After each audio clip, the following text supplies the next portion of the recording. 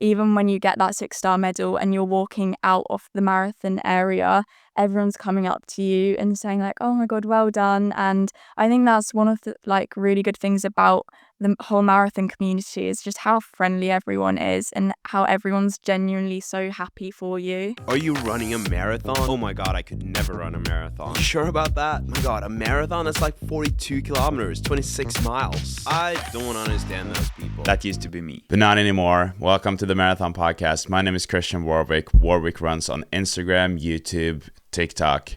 Really appreciate you being here. I hope that if you're an American, that you had a great Thanksgiving yesterday. I am so excited to go back and celebrate Thanksgiving. I am currently like a week away from this episode being posted or published, and I just need to be at home where I have my studio. So that's why I'm posting here. If you are new to the podcast, welcome. If you've been here before, welcome back. Really appreciate you all being here. And as I've said in most of the episodes, the only thing that you can do to support this podcast as of right now is to head over to your app and give this podcast a review and a follow so that the algorithm understands that people are listening to this. Okay, so today we are having Lucy Scott with us. She's the youngest ever 7-star finisher. She's done all 7 majors in the span of a year and a half. And I was so impressed with her because she does not have a lot of experience with running. She's not been running for very long. She started running in January of 2024, and she didn't really have a lot of or any running background before that. So she shares her story about how she got to become the first 7 major finisher and the youngest one of that. But she also shares which ones she would have done if she had to just do one. And I think that is a great thing for anyone here listening. If you are considering doing a major at some point, you will get the advice from Lucy here onto which ones you should choose. And yeah, like I said, we're a week away from this episode because there are no updates from me here. And want to remind you that you can pre-order the marathon hat on themarathonpodcast.com. But other than that, I think we should just jump to the conversation with Lucy. Lucy, welcome to the Marathon Podcast. Thank you so much for coming on. Thank you for having me. Yeah, I saw you on Instagram because the World Majors posted something pretty cool about you. Why don't you say what it was that they posted?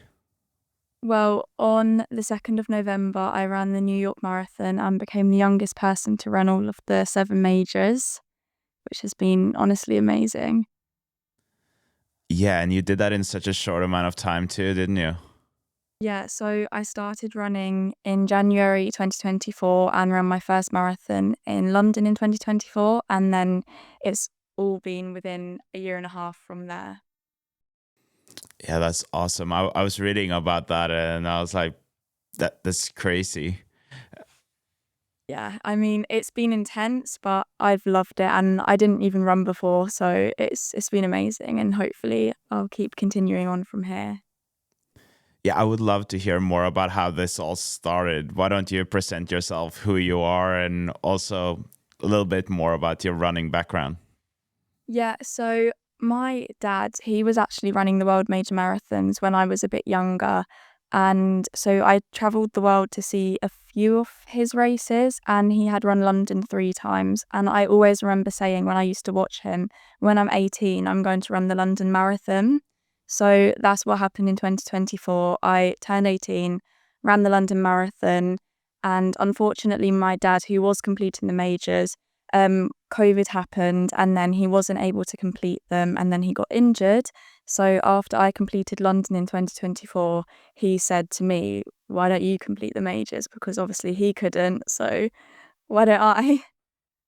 What was your reaction to that? To be honest, after I'd done London, I caught the running bug that everyone speaks about. And so my immediate reaction was just like, oh my God, that's such a good idea. And I was right. It's the best thing that I've ever done. I was very impressed because if you look at the courses like Sydney and Boston, they might be known to be a bit harder than a lot of the other courses, but I think Sydney is your fastest one. Yeah, I think it's because I'm very new to this, and my biggest problem that I have is pacing myself. With Sydney and Boston, I was injured for Boston, and for Sydney, I hadn't trained that much. So I kind of went out not expecting much and then didn't push myself and did better. Whereas with the other ones, I kind of went out way too fast, crashed, and that's where the other ones have kind of not been as good as those two. I would love to talk more about all the majors, what your favorites are, and all of that. But before we do, I would love to hear how you started approaching running in the first place, because you said you were not really running that much. And then all of a sudden you've done that many marathons in that short amount of time. So how did it all start in terms of your training, and how was your first marathon? Yeah, so I started running, like I said, in January 2024, and that was my first year at university. And if I'm completely honest, I really struggled that first training block for London Marathon. I probably didn't train as much as I should have, and I would skip runs and I would cry before my long runs just because I really struggled to get into it. But it wasn't about the training, it was about the fact that I'd always said when I was 18 that I would do the London Marathon. So I just had to throw myself into it, and I think I got up to 20 miles, which was my longest run, and then I did the marathon, and after that, that's when I just decided it was probably the best. From that moment, it was probably the best day of my life, and just the atmosphere in London, I just had never experienced something like it before. And I think that's where all the majors started, because I realised at this point, oh, I have trained for it. I can do it. I've run the marathon. It's amazing. Let's go from here. And how did you feel like it was to run that first marathon? Because I feel like we tend to forget how big of a performance it is to just run one, totally regardless of the time. Yeah, so I think London is a great one because it's local to me. So all my friends and family came and watched, and it was just something like I'd never experienced something like it. And like with Boston and Sydney, I also didn't expect too much of myself in my first marathon. I didn't know what time I was going to get. I just went out and had fun, and I think that sometimes that's what it's about, just having fun, taking in the atmosphere on the day. And how was it for you to train for it? You said that you were crying before the long runs, but obviously, if you were up to 20 miles for your long run, that means that means that you probably had like quite a lot of mileage compared to what you were used to. So how was it to transition into that? Yeah, I think the hardest thing was the fact that it was my first year at university and all my friends were going out and I couldn't because I had to train for this, and 16 miles in my head, even 5 miles in my head, it was beyond something that I had ever done before. And it was when I started getting into those 16-mile runs, 18-mile runs, I really I just didn't want to do them. I think I wasn't motivated to do them. And I just struggled. I wasn't into fitness or anything. So it really took me from going from nothing to in what was for me an extreme level of endurance. Um, but as it became easier, that's when I obviously, as it does, that's when I began to start enjoying it. But at first, when I was just getting into it, it was a struggle. It was really hard. Yeah, and you mentioned that you were in university and you still are. How have you been able to combine this with all the traveling and all the majors? Yeah, I think that's also part of the reason why I found it hard to get into the training, because if I've had uni, that has sometimes mean that I have had to miss a training run, especially with traveling as well. It's that, I mean, that's not been the hardest part because who doesn't want to travel the world? But it's been hard keeping on top of my work and balancing them all. So I think this year it's my final year at university. I'm happy that I've kind of done them and now I can focus on uni for a bit and then hopefully I'll get back into the running when I have time to properly focus on it and then maybe see some real improvement. And when you started doing this, because you said that you were crying before long runs, it was hard to do the training. Did you have ambitions to run really fast, or was it just to kind of finish? I think in London it was just to finish and I ran for a charity and I was fundraising. It was just for the experience really, and that's all I didn't have a time in mind. Anything around 4:30 in my head, I would be fine with that. And because of the training didn't really go to how I wanted it to, I wasn't even sure if I was going to do that. So when I did, I was happy with that. I think it was more when I started properly getting into the running, I started trying to push my times in training. And as I was getting faster in training, my marathon times still weren't changing, which was the hardest part for me. Because if you're seeing progress in training and then you expect it to happen in the marathon, obviously that's a bit disheartening. But I think I've learnt my lesson that you just need to take it easy and not push yourself for the first half because, like I said, I've only been running for a year and that's a lesson that I'm going to have to learn. But I would also think that when you do 7 majors between 2024 and now, it's also hard for your body to kind of recover between the marathons.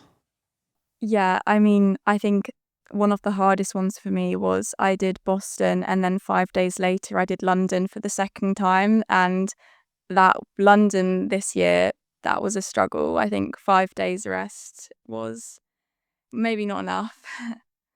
No, it sounds super hard, brutal. Yeah, I mean, honestly though, I think the fact that they are all so close in a year though, it does make it more exciting because I've always had something to look forward to. Like once I've done Tokyo, great. Then I had Boston. Once I had done Boston, great. I had London. It's the whole year has just been so exciting. I think that's the good thing about doing them all within such a tight space of time. So that means that you did London twice and then you did all the other ones once. Yeah, so I've done 8 marathons overall. Wow. Will you take us through that experience in London first and what your time was? Yeah, so the London 2024 marathon. So I ran London 2024. That was my first marathon in 4 hours 35, which I was happy with. I ran for charity and it was just, my friends were all there and it was just for fun, really.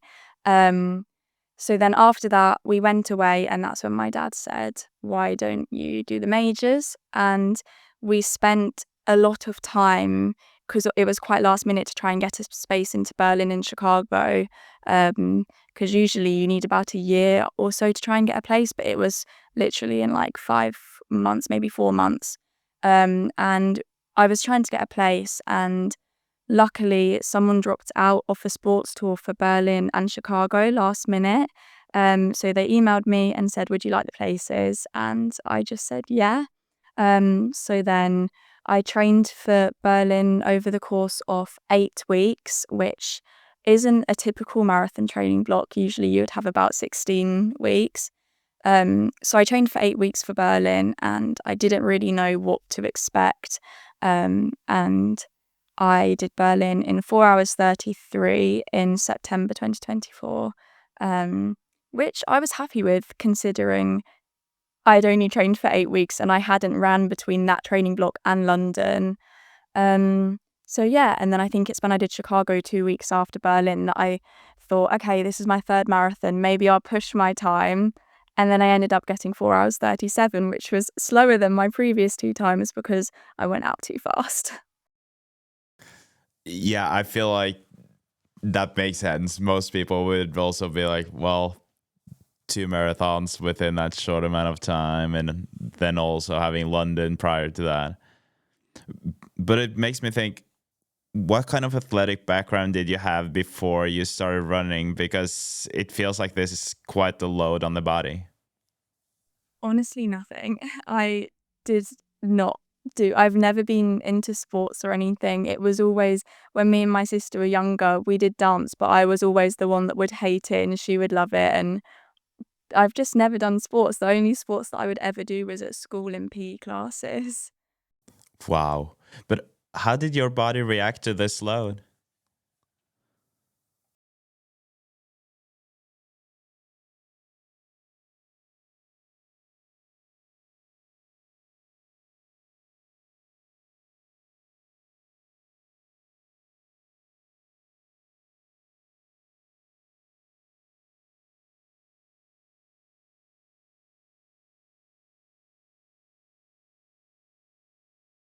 Yeah, that makes sense. Wow. So you did Chicago, and then I guess the next one was Tokyo. Yeah, so this wasn't a dropout place. We managed to secure a place into Tokyo in February 2025. So I had a bit of a break after Chicago, and around December 2024, started training again for Tokyo. And within this time, I was trying hard to get a place into Boston, which, as everyone knows, is a hard job to do unless you qualify, but clearly for me that wasn't an option. So I was training for Tokyo, and my like goal at the time was to try and get into Boston just so that I could complete them all within a year. So I was messaging charities, I was training, and I think because I knew I had Tokyo, potentially Boston and London coming up, that's when I started properly getting into the training, trying harder for it, not missing my runs, not crying before my runs. And I did start to get faster, but then I kind of didn't want to push myself too much because just before Tokyo, I started getting a few problems in my hips. So I just thought I just need to get through Tokyo, which is what I did. I did it in 4 hours 30.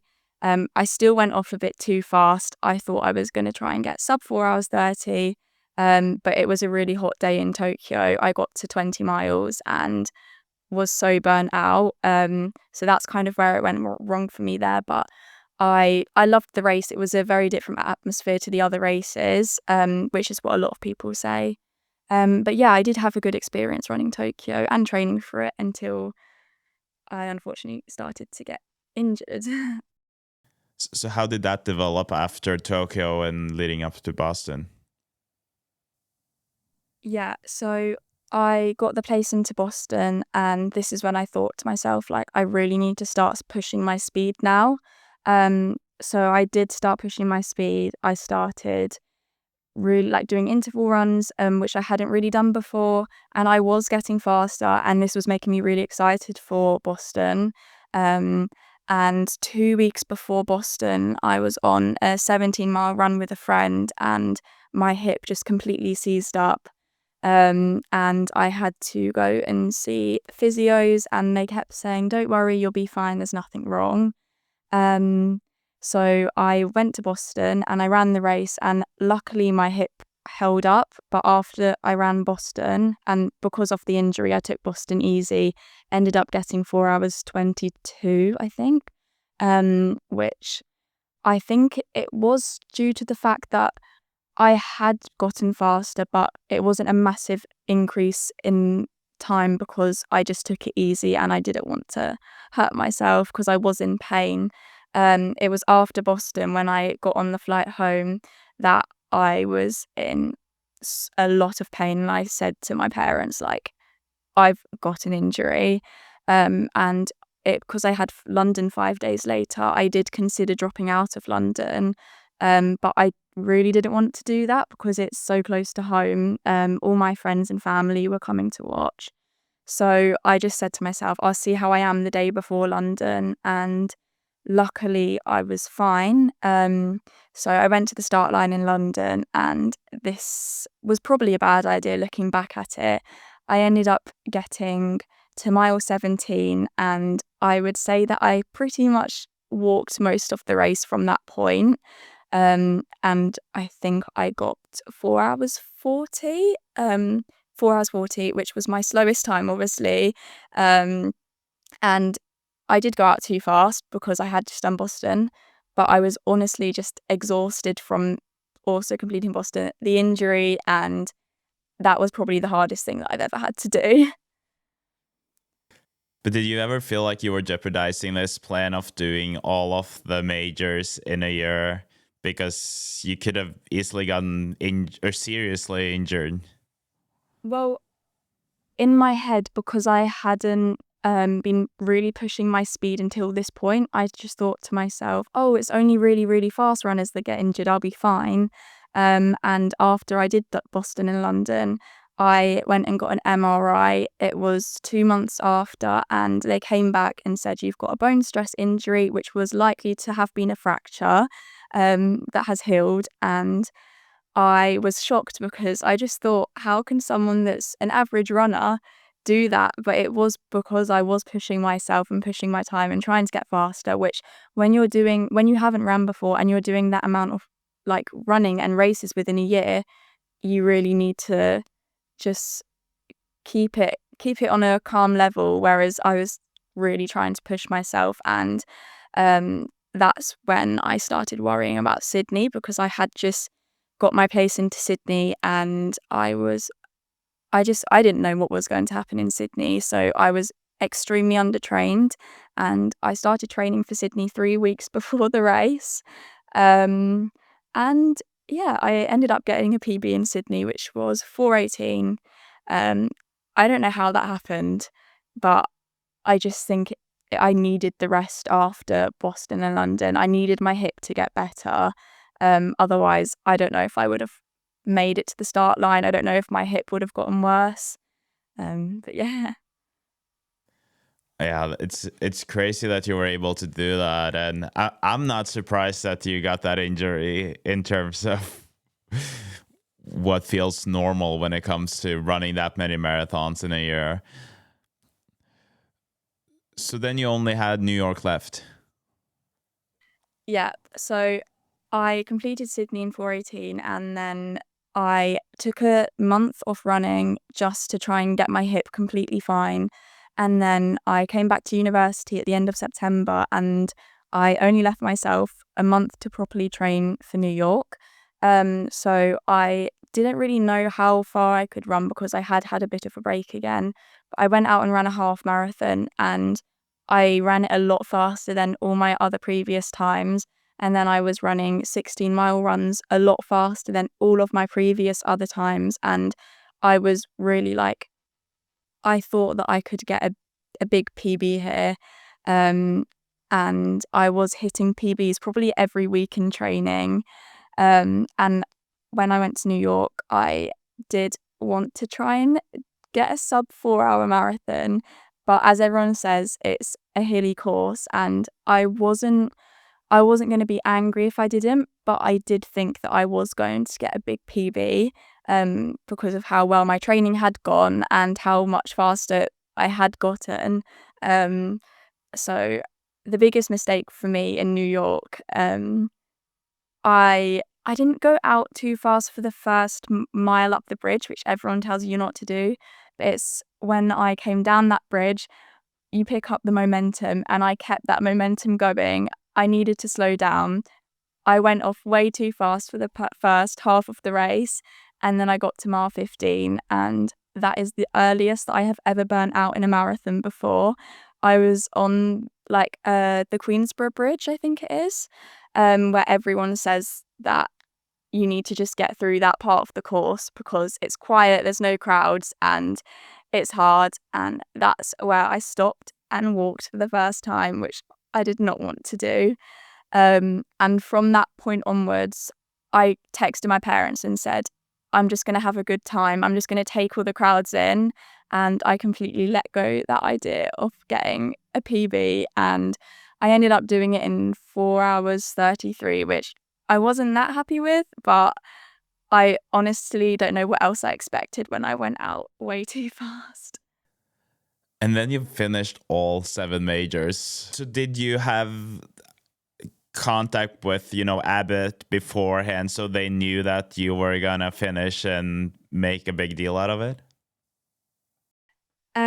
So I had been in contact with Abbott for the past, I'd say since around Boston time.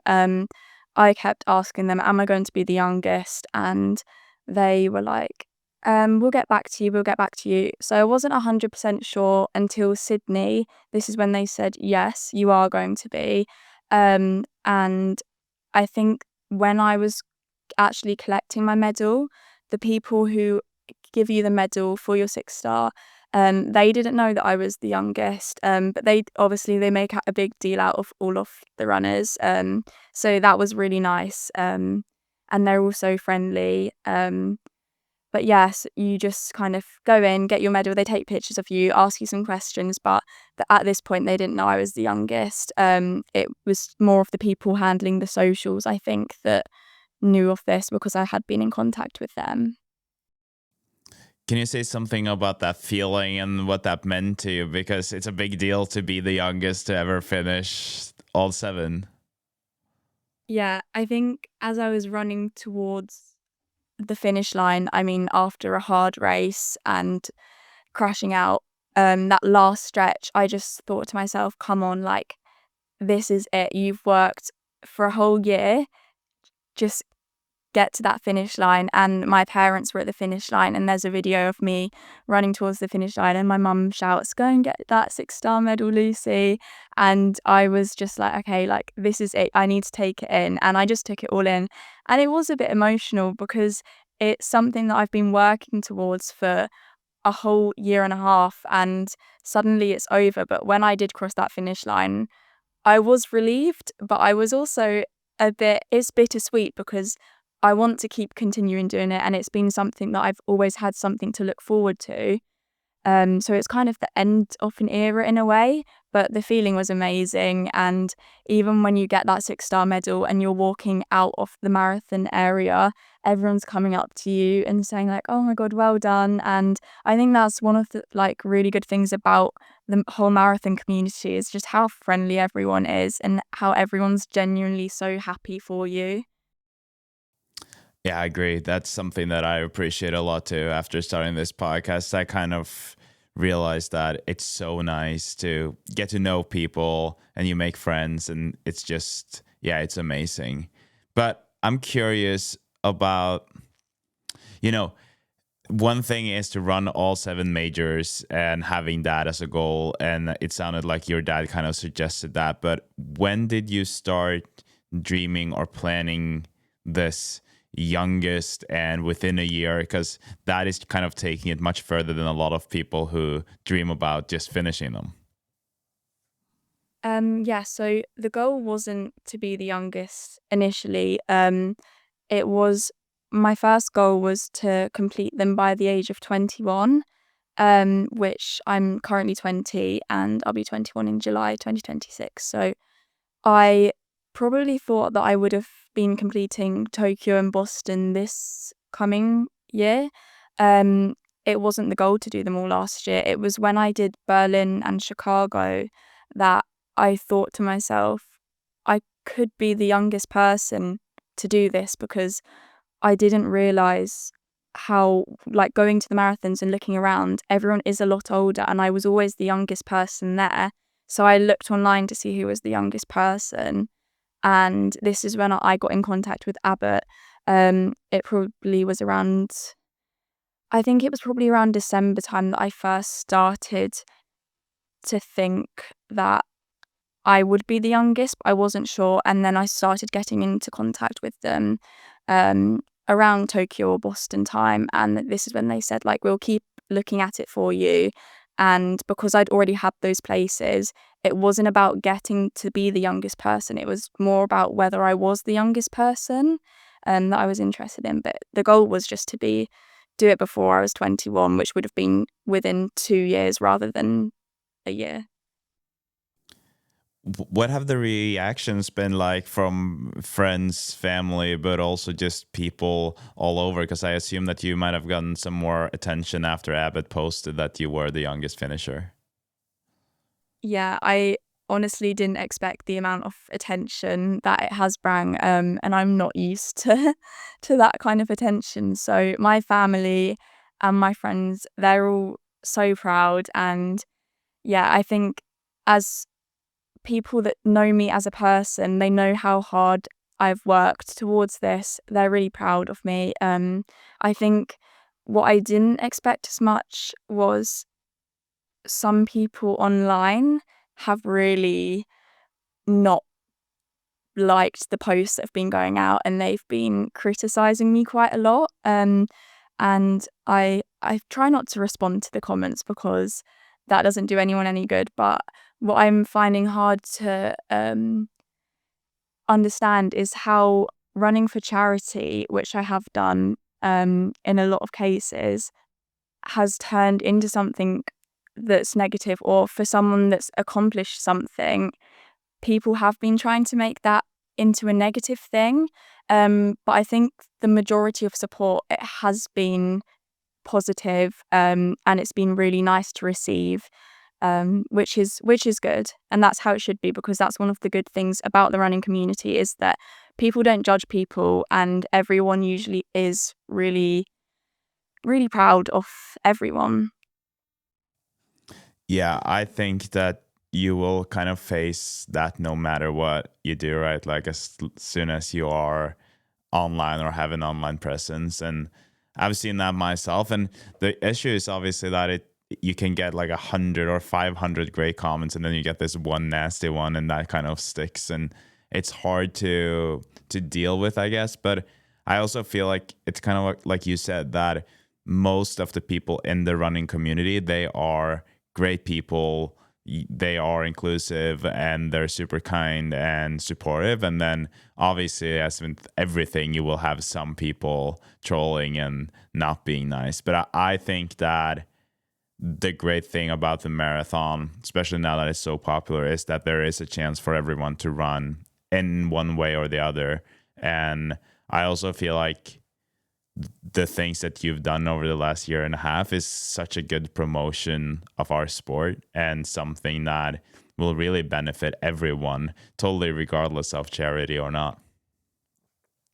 Yeah, I think as well, I think I think that's true, because I know a lot of my friends, they've I've pushed them to start getting into running, and I post about it online, and I think as a young person, I think sometimes people don't know what to do in their spare time, but it is becoming such a big thing, running amongst young people, and I think that's a really good thing to push out onto people. So I think that is a good thing that's come from all of the online stuff. But yeah.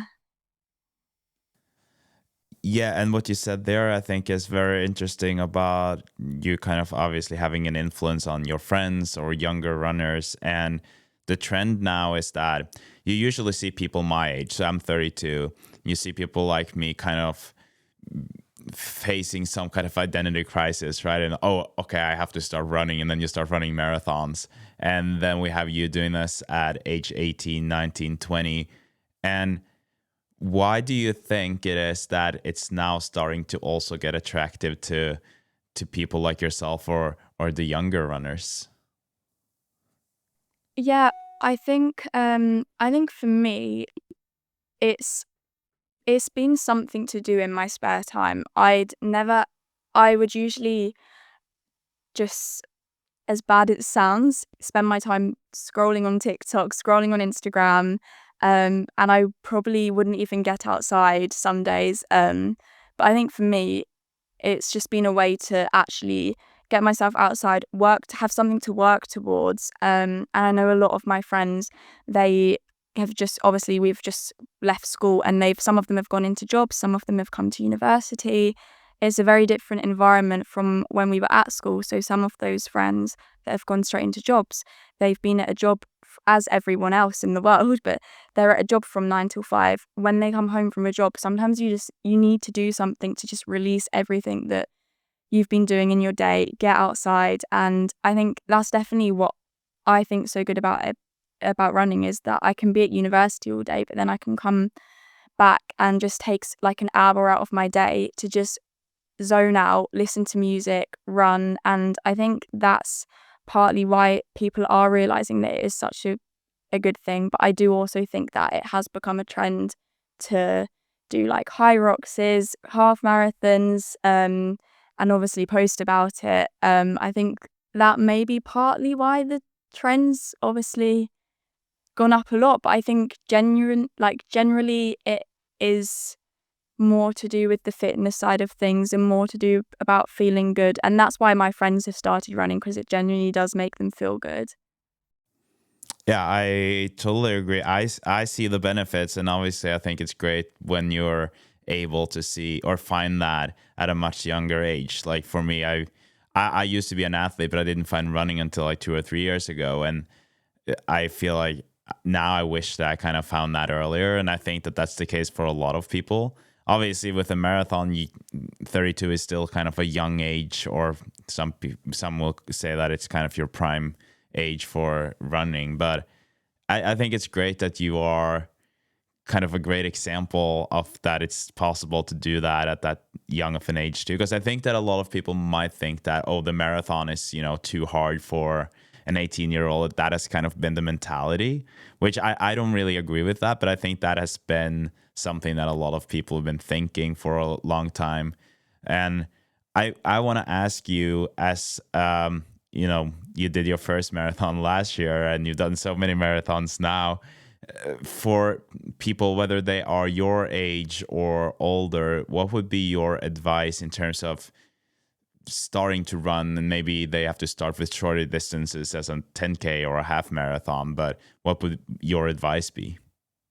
Yeah, I think my biggest advice would be to to to run fast, you need to run slow, and to get better, you just need to take it easy. I see so many of my friends, they'll go on a run and they will go out so fast and they'll stop at a mile and then they'll say, "Why can't I run further?"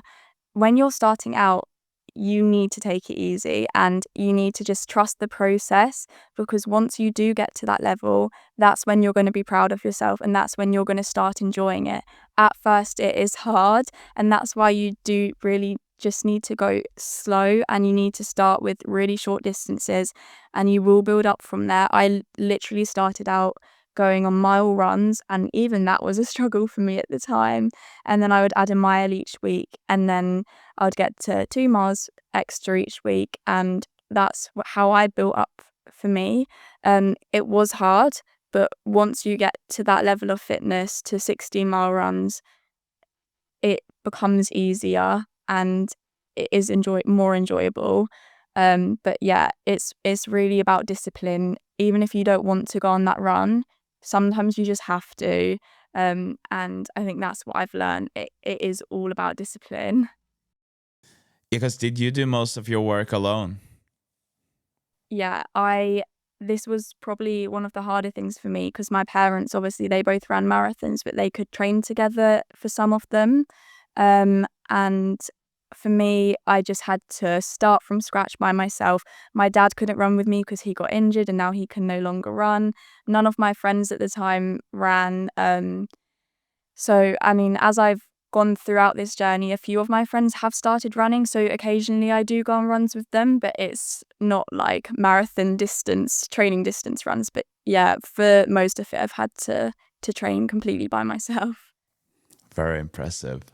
And especially like you said, when you're in university, because then there are so many other things that you probably would want to do, temptations, friends asking you if you want to join things, and then you be like, well, I have to go for a long run tomorrow, so I probably can't do this tonight. Yeah, I think when I first started, because I was in my first year at uni, when you're making friends with people, I think that was definitely the hardest thing for me. And I did consider, am I going to choose running or am I going to choose having the university experience that everyone talks about? And looking back on it, I definitely made the right decision, because this is something, yeah, people say university is something you'll never forget, but this is genuinely something that I will never forget. And all those like nights out that I've missed, I've got time still to. I'm only 20. I've got time. So I definitely don't regret it. But at the time, it was hard not being able to do those things. Yeah, I totally see that. But did you ever, regret the decision to start this whole marathon project? Because I remember when I was a kid, my dad did this super long bike ride when he was 13. And it was like from one of the major cities in Norway to the capital of Norway. And so when I was maybe 5 years old, I kept saying to everyone that, oh, I'm going to do that when I'm 13 as well. I put this pressure on myself. So I was talking about this for years, and I didn't really know what that actually meant, like to do that distance.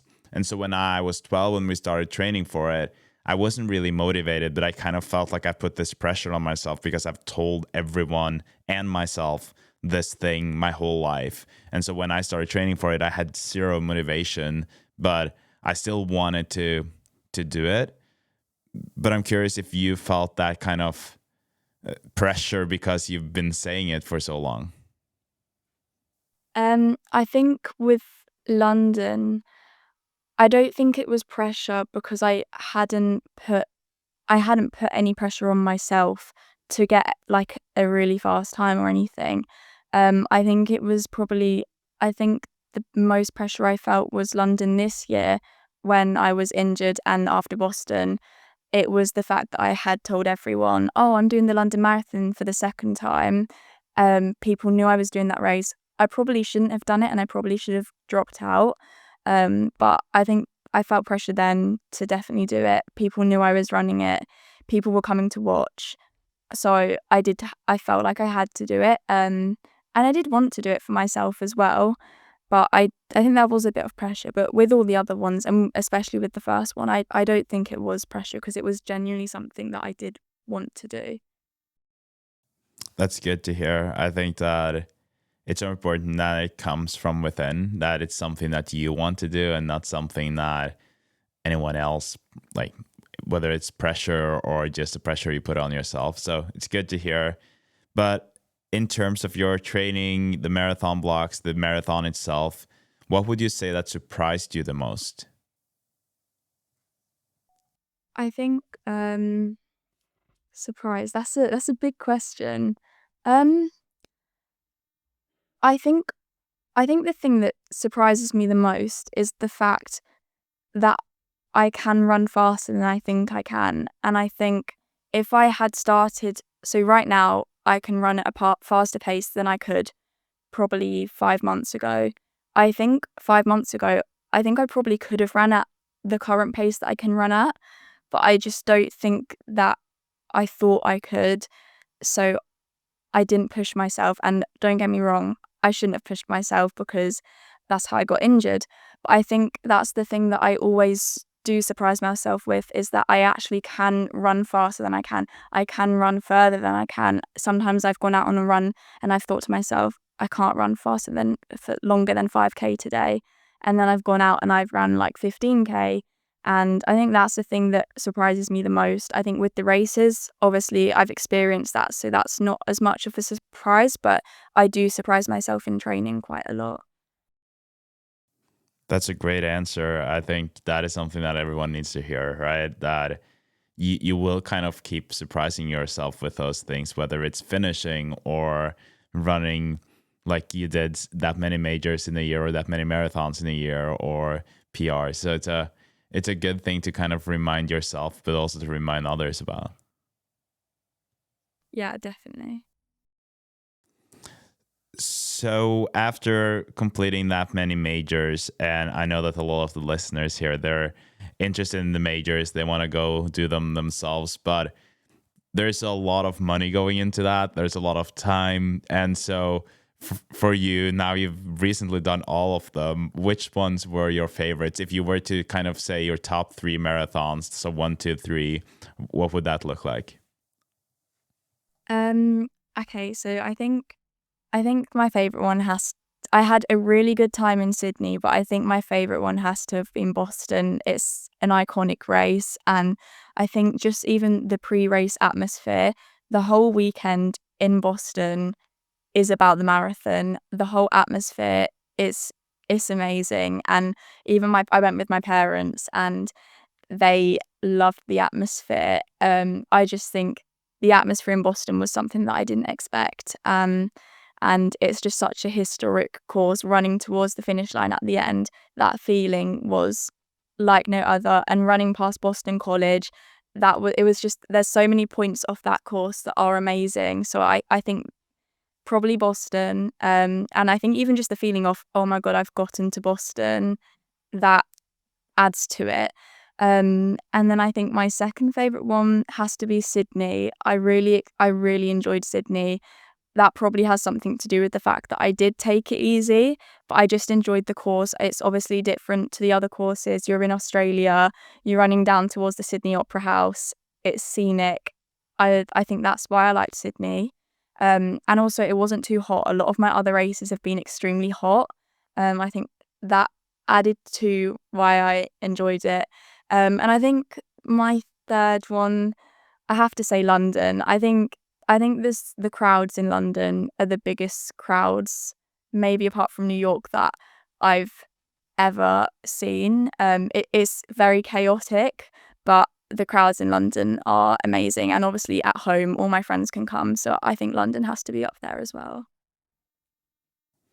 Awesome. I think that for the listeners, in terms of convenience, this is a great answer, right? Because wherever they're based in the world, it one of them will be closer than the others. So you have one in Europe, you have one in the US, and you have one in Australia. So amazing answer. I did Boston this year too, and I agree with you. It's such an incredible race. And then I'm doing Tokyo and Sydney next year. I'm very excited about that. And yeah, it's cool to hear, and I'm kind of getting more excited when you talk about it. Oh, good luck. I think Tokyo's a different atmosphere. Obviously, you're in Japan. The culture's very different, but it is an amazing race. But I think I think it's the scenery in Sydney that makes it such a good race, and it is a really good course as well. Everyone says it's hilly, but I honestly didn't notice the hills at all in Sydney. No, and that's where you ran your fastest. So I guess it isn't that slow. Yeah. I mean, it's still an average time, but yeah, for me. I think it's good. And then you mentioned your parents and them traveling with you, and your dad kind of initiating or coming up with this idea.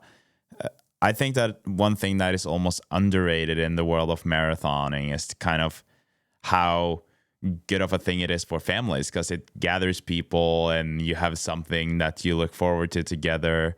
What has that been like for you? Did your parents go with you to all of the marathons? So they did come to all of them apart from Sydney, only my mum came. So I think with all of them, that's part of the thing that's so good about them. You get to explore the world and you get to see all these new cultures. And we have gone for long weekends to each location, and we have spent time looking around and sightseeing. And yeah, it's been a really nice thing to do, especially while I'm at university. I'm not living with them at home. So then I've been going back and then we've been going away. And so I've still been spending time with my family. Yeah. And then in Sydney, I just went with my mum, which was really nice just to have some time away. And yeah. Awesome. It seems like such a nice thing to be able to do with your parents and just experience that together. And I'm sure that was special for them too. Yeah, they've loved the whole experience. I think they've probably loved it all just as much as I have, even just as spectators. Yeah, fun. I know that you are super busy. We're gonna end the call very soon here because you are obviously in university. You have exams coming up, but I am very curious to hear what your goals are with the marathon going forward, because you said that you are a runner now, and I guess that's kind of what you identify as a little bit. And now you don't have to do that many marathons in a year. So what is next for you, and what is your long-term goal?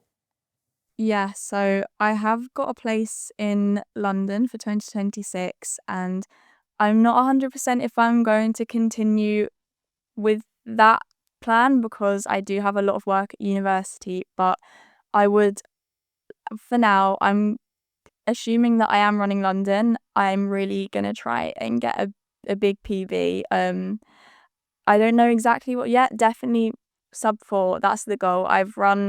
Been running for a year and a half. I've not seen massive improvement in terms of race time, so I think that's my biggest goal, and especially since I have been seeing myself get faster, so I do think that that could be possible. I don't know how much below sub 4, but that's something that I'll consider in a few months' time. And of course, I would love to do the 9 stars when that comes out. So Cape Town and Shanghai. I have considered going to Cape Town in 2026, but obviously it's still only a candidate race. You do get a provisional star if you run it, but I'm thinking of maybe just doing it in 2027 when it is a actual world major and seeing just the real atmosphere of Cape Town being a major.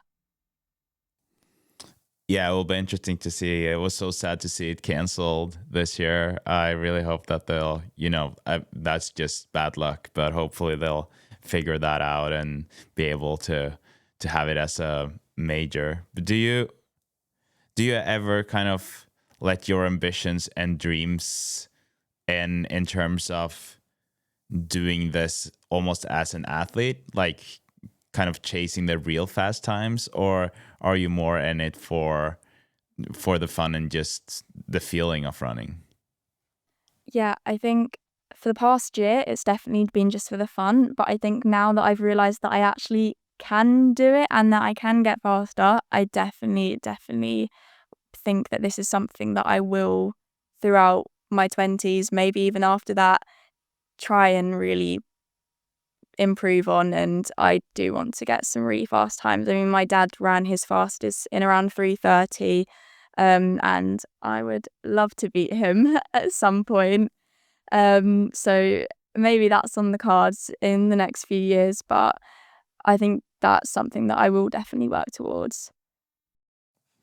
Awesome. Lucy, thank you so much for guesting the Marathon Podcast, for your time. And I really, really appreciate everything that you shared. And I find it very, very inspiring. So good luck with all your marathons and university going forward.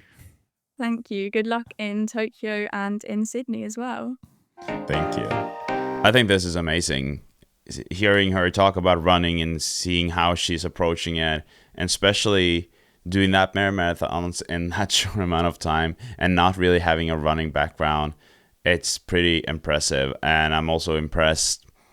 Obviously, I'm not sure if it was the smartest to run those marathons when she had so much pain, but I'm still really impressed with her dedication and commitment to running. So that is amazing. In the next episode, we're having Kiara with us. And Kiara, she has some challenges that most of us don't have. She's a marathon runner. She's done a sub-3 marathon. And she has autism. And I've never thought about how challenging that could be for, like, to run a marathon with autism. And Kiara shares about this. And I really hope that people who are facing the same issues can listen to that episode. But I also feel like for the rest of us, it's very interesting to understand and kind of see what she and everyone else with autism will go through if they run a marathon, and especially a big one. So that is for the next episode. Thank you so much for listening to this one. And again, happy Thanksgiving weekend. You listen to the Marathon Podcast, brought to you by Wild Studio.